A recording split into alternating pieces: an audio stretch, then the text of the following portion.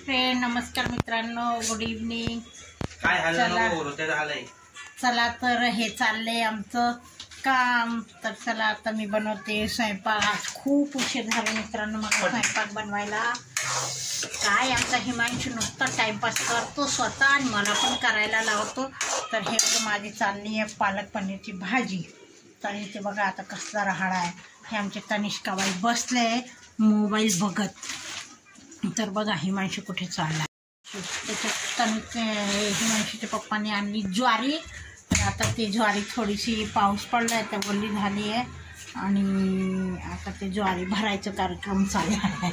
आता ती ज्वारी कशात भरायची, काय भरायची ते बघा। तर आता दोघंजण भरता म्हटलं भरून टाका, पावडर लावायचं पण म्हणत होते पण म्हटलं नको पावडर लावायला। हे बघा पोतच उघडत नाही त्याला, पाण्याने भिजल्यामुळे ती सुतळी ओली झाली आहे म्हणून ते पटकन उघडत नाही।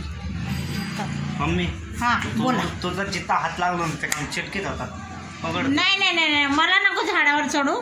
बघा हिमांशू मला ह्यांना झाडावर चढवते म्हणजे मी उघडून देऊ आणि मी उघडायला बसली की माझे 10 मिनटं जाईल तोवर माझी भाजी चालली आहे। हे बघा आमच्या घरात कसला राहाडा केला, मला लई वैताग आला ह्या राहाड्याचा। हिमांशूला वाटतं रिन पावडर आहे का बघते तर बघा त्यांनी बाहेर सगळी काढून ठेवली। आमचा हिमांशू आहे ना काम वाढून ठेवतोय। हे बघा सगळे काम वाढून ठेवतोय। बघा टेबलवर कसला घर घाण केला। आता जवळ एकदा सगळं स्वच्छ करणार नाही तोवर मला चैन पडणार नाही।